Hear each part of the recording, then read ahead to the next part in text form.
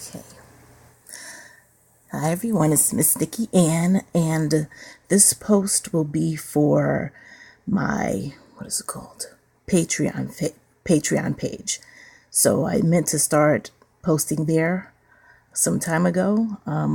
As always, with a person who has a chronic illness, things happen, surgeries happen, and so here I am.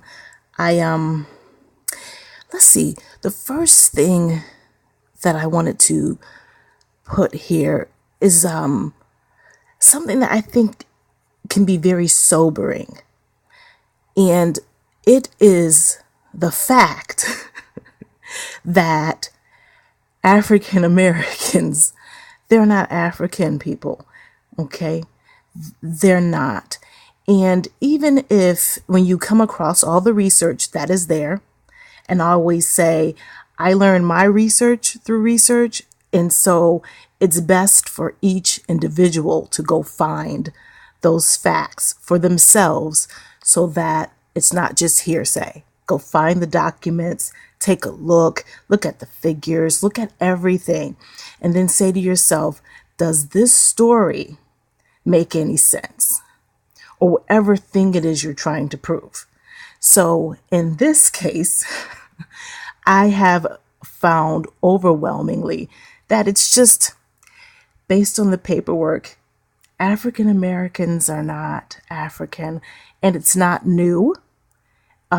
It's just sobering when you live in a time where we have access to so much information, and still the majority does not know.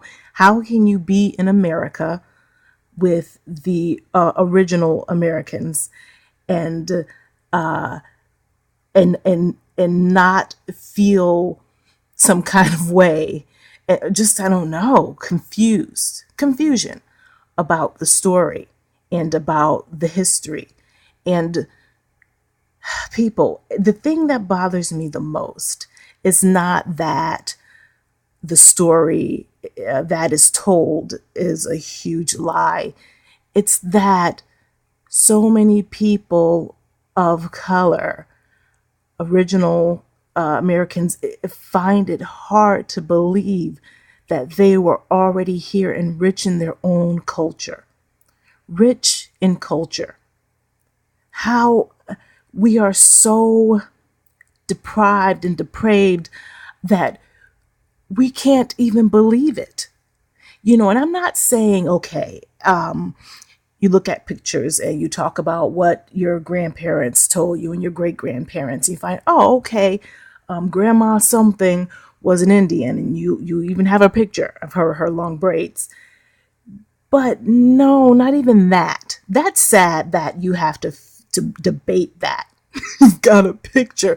But if you take a closer look at that picture, you may find that, in fact, she's just a copper person. Copper is the word that was used to describe the people whom we now refer to as African American. Copper. And there are drawings by Europeans about of the people who were there to meet them when they got off the boat. And those people had afros. And I'm not saying necessarily a huge afro, but their hair stood up, not flowed down. It stood up. And they were depicted as dark, as copper, and their hair, people, was not straight.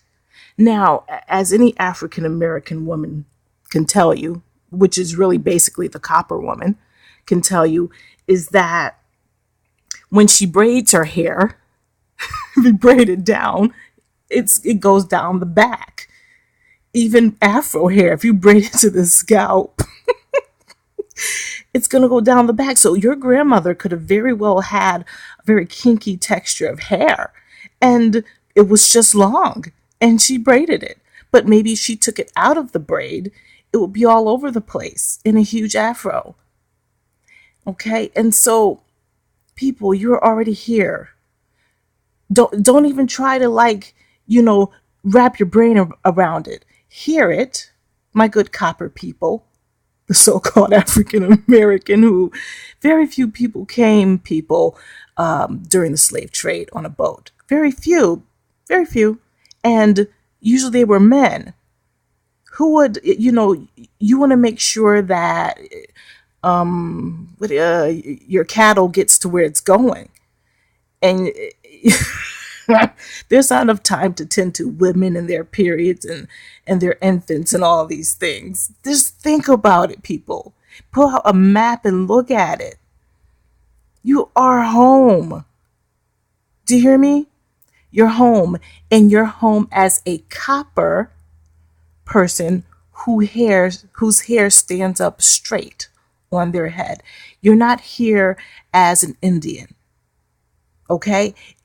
I'm only saying it that way so that the majority of the people who do have afro hair that stands up can feel better about then saying, I had a grandmother whose hair was bone straight. Okay, that's like, okay, you know. And so you would call that, well, they like to call it an Indian, American Indian. I try not to give anybody these labels. It's very difficult to know what to say because so many lies. So I go straight for what they thought they saw. They saw some copper people, like a copper penny, and their hair stood up straight on their head. It didn't flow long down their back. And they were beautiful. They described them as angels. Can you believe that? Yes, you're a nigger ass. Uh-huh. You're an angel. You're a beautiful angel. Who isn't? What culture isn't?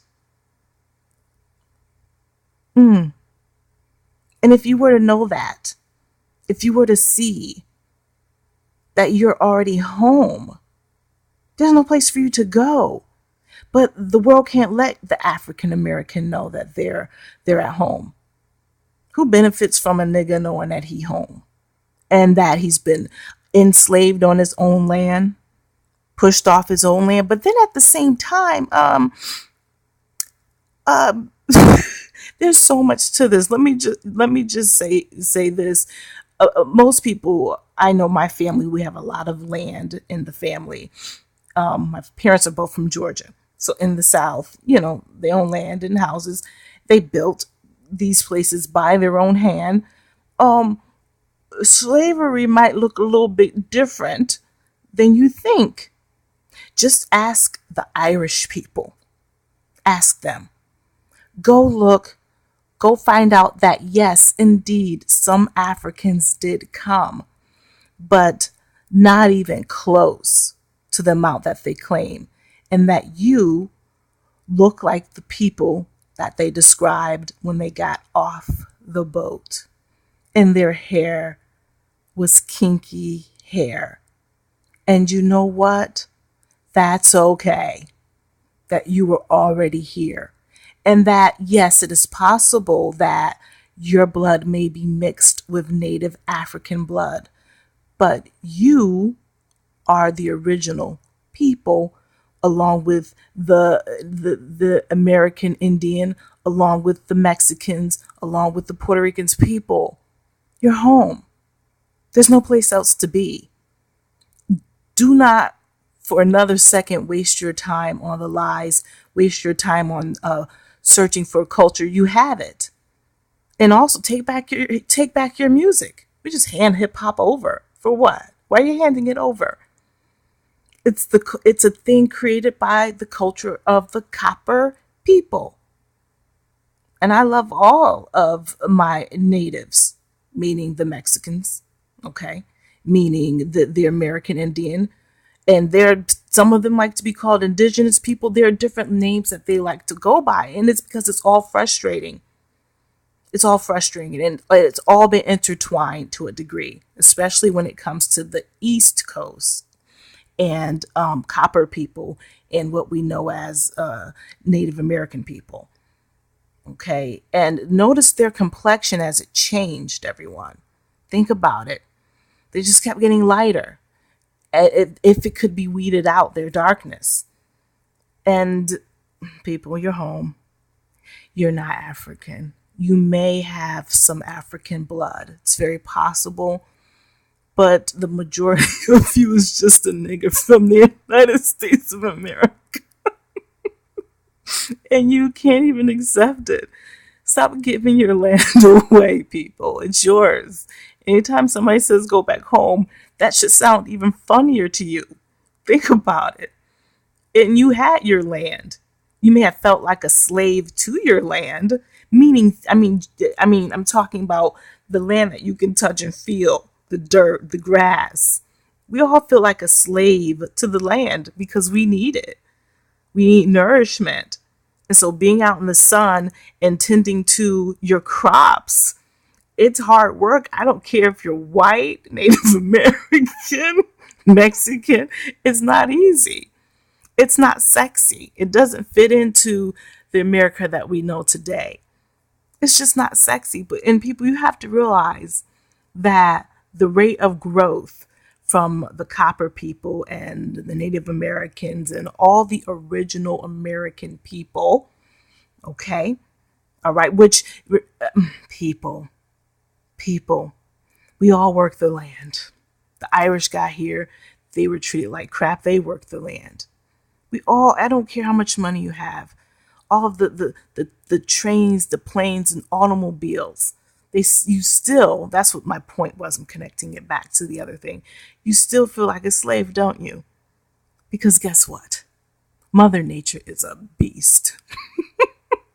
Okay? And life is not sitting at a beauty salon or having a pedicure every day or every week even. Come on, accept your beauty. Stop wasting like 20 hours a day on the outside or at the gym trying to work something on the inside every day. No. Well, treadmills? People, you're hamsters. Get off the wheel. Get off the wheel. Get off the conveyor belts and walk and reclaim it. If you're in a ghetto, take it. Take your ghetto and refurbish it. Take it and make the people living there understand that they're home. And then guess what? All of a sudden that ghetto will be worth more than any suburban home. Okay? Any. You can grow crops in the ghetto. People, you're home. You've got to build. And if you're from a ghetto, I'm not. I was born and raised in the suburb. Okay? But my parents are from Georgia and they've never lived in a ghetto. But, like, it's your place. Go out in the hallway and speak differently now with your neighbor. Even if the neighbor is Hispanic, meaning they're still one of the natives of America. All right? And let it be beautiful that their hair texture is one thing, yours is another.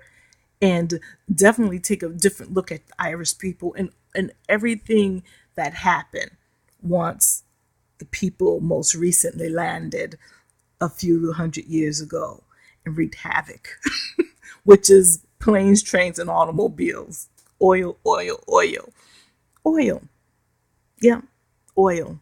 But this is where we are, and it'll be more healthy if you realize first that you're from here and that it's a fact.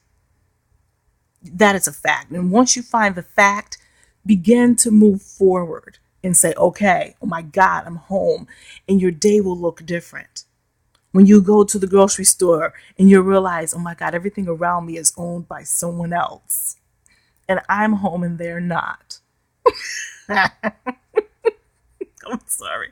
And meaning they're not, you know what I mean? And in the larger sense about creating civilizations and so forth.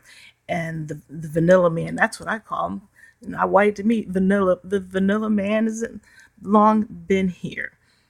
But he did his thing. And, if we don't like his thing, then we need to do something else.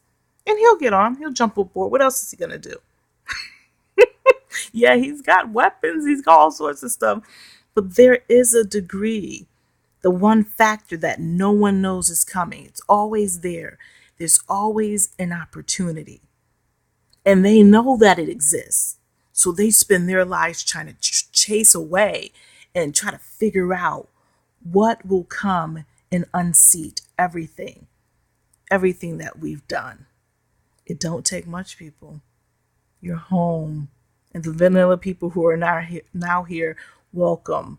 You've been here some hundreds, your home, you know. And being different cultures is great. I cannot argue with the vanilla man who wants to raise a vanilla family. Like, why would I hate on that? But if he fell in love with someone chocolate, and then he still's like, I want to further the beauty that I see in my Irish heritage. Player, go for it. Go for it. I like chocolate. I'm not a vanilla woman, but that's okay. I love my people, all of my people. If we're here, we're here. And there's nothing wrong with preserving certain roots. I don't see anything wrong with that. It's when you think that one thing is supreme over the other. That's where I started just kind of like side eye, side glance. Yeah, and it's not also, you don't have to feel sweet about it. You know how I just said I love all my people. That doesn't mean that I'm unnerved and perturbed. That I am not unnerved or perturbed by the situation in America. Okay, on a collective level, on a historical level. Okay, but when I'm at the grocery store and old vanilla lady's, she's trying to reach the upper, higher cereal box. What am I supposed to say when she asks me, "Could you get that for me, honey?" No, I'm not your slave. What am I supposed to say? If the majority of African Americans can't even accept that they're home, what do we expect from the vanilla people? You have to show them the truth. They want to see it documented. It exists, people. Go find it, and it will make all the difference in your day, no matter what complexion. As Americans, we watch more and more people arrive. We original people need to tell the story that was hidden, that was ridiculously and easily hidden. They just did it right out. There was no hiding. Let's tell the story.